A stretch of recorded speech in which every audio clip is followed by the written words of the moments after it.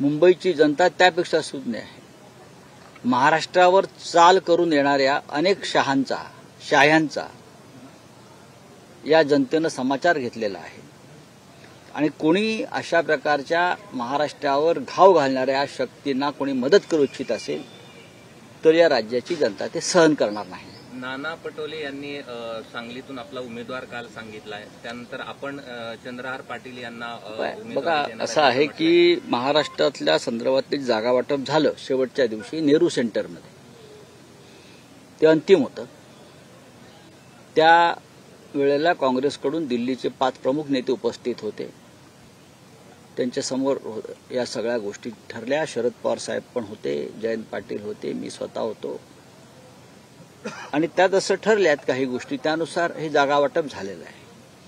आता त्यानंतर कोणी काय भूमिका घेत असेल तर त्याच्यावरती मी व्यक्त होणार नाही. नाना पटोले हे काँग्रेसचे अध्यक्ष आहेत राज्याचे. त्यांनी अत्यंत संयमानं बोललं पाहिजे आणि भूमिका घेतली पाहिजे. आमची तयारी